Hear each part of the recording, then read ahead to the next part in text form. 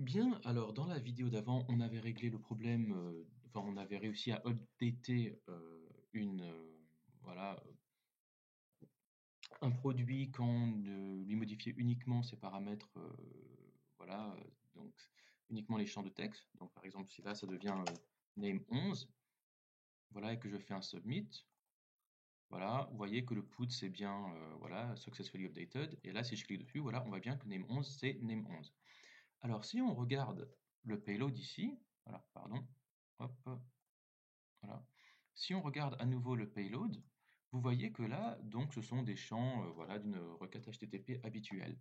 Mais vous vous souvenez, ce qu'on disait avant, c'est que quand on se met à toucher, à updater des images, on n'est plus sur le même type de enctype, puisque on envoie ça à travers un formulaire. Et donc,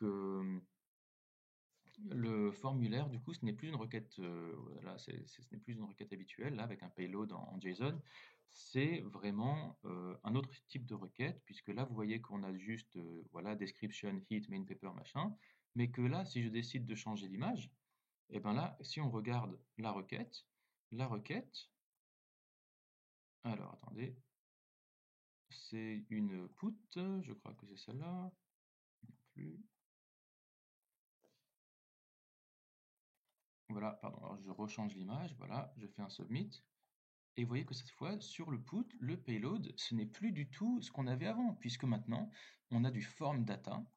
Et ce form data, donc, c'est un form data qui prend une image. Et donc, quand je prends data avec une image, vous allez voir qu'on est sur un enctype, voilà, qui est propre, voilà. Voilà, c'est un form data object. Et donc, c'est ce qui s'utilise essentiellement avec des formulaires. Et vous voyez que comme tous les formulaires, ils ont un enctype, et que dans le cas où il y a une image, on est sur du enctype multipart form data. Et donc, il y a deux types de enctype, avec image ou sans image. Quand il y a une image, c'est multipart slash form data. Et donc, ça nous envoie ce type de requête un petit peu bizarre, avec, donc, le site web, il a décidé de nous envoyer sauter, machin, et une image qui est un fichier binaire, là. Donc là, il va falloir qu'on regarde comment est-ce qu'on fait pour gérer ce cas-là. Déjà, on va essayer de loguer la requête. Autant que je me souvienne, on avait un point file quand tout à l'heure. Voilà, donc on avait Multer. Multer, c'était donc le middleware qui se débrouillait pour gérer l'upload d'images. Alors, je me souviens plus du tout comment il marchait, donc on va le redécouvrir ensemble. Si je regarde le index.js, on en avait besoin sur le post quand on fabriquait donc un nouveau produit. Lui, d'abord, évidemment, il faisait un authenticate user. Ensuite, il faisait un upload dans le dossier image. Et après, il nous fabriquait le produit. Alors, ce upload, qu'est-ce que c'était déjà? C'était, voilà, ça vient du middleware Multer. OK. Et donc, effectivement, on exportait un upload qui lui-même, en gros, c'était la fonction Multer et qui prenait un argument storage. Et ce storage, c'était donc multer.disk storage qui disait, voilà, tu peux aller dans le dossier image et qui nommait un fichier à partir de la fonction makeFileName qu'on lui avait dit ici, et donc qui nommait un fichier à partir de la date, de son nom original, et il remplaçait tous les espaces par par des traits d'union. Et ensuite, on avait dit que sur file.filename, on rajoutait le filename. Ah oui, effectivement, on avait fait ça. On avait fait un file.filename pour que quand on passe la requête, je vous rappelle que le file, là qu'on voit ici, hein, le file, il est sur la requête. On est sur du rec.file.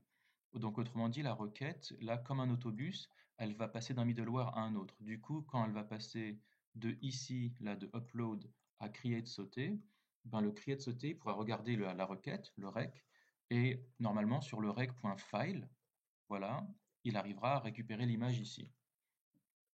Bon, alors nous, ce qu'on pourrait faire, on va essayer de loguer ce rec.file pour voir s'il y a quelque chose chez nous. Alors, find by ID and update. Alors, où est-ce qu'on était? On était sur le modify sauter. OK.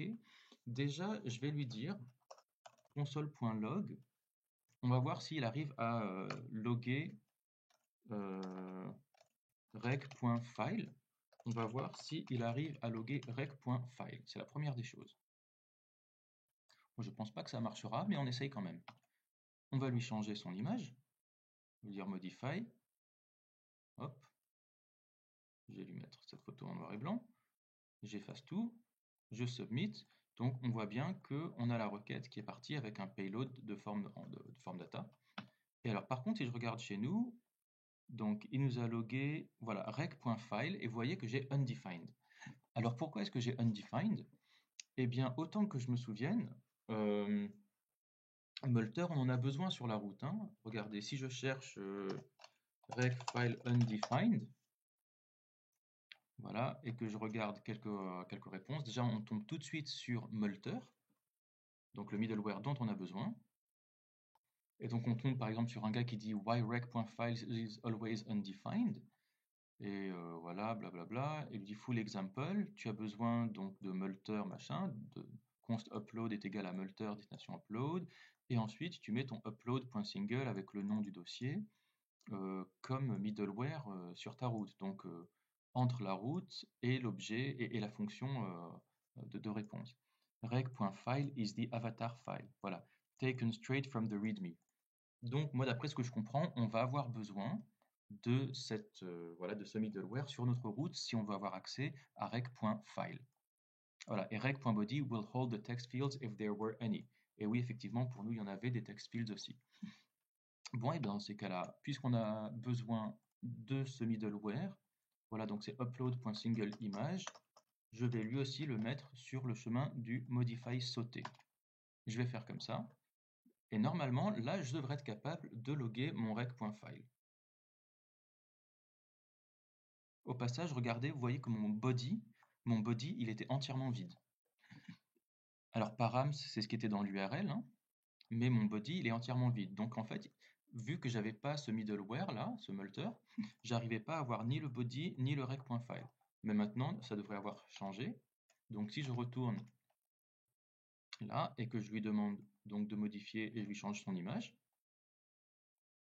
je vais effacer ici, je fais mon submit. Si je regarde mon put, je vois bien que j'ai un payload avec voilà, les champs ici là, à sauter et l'image binaire. Et cette fois-ci, normalement, qu'est-ce qu'il me dit? Voilà, là il me dit j'ai bien le body qui est là. Alors le body, j'ai le sauté avec tout ça. Et ensuite dans le rec.file, j'ai toute l'image ici. Donc ça c'est génial, j'ai réussi donc à la récupérer grâce au middleware là, de Multer. Alors, qu'est-ce que je vais en faire maintenant? Ben, déjà, on va pouvoir modifier notre fonction modify sauté pour qu'elle puisse se comporter différemment selon qu'il y ait une image ou pas. Et ça, on va faire ça dans la fonction, enfin dans la vidéo d'après. À tout de suite.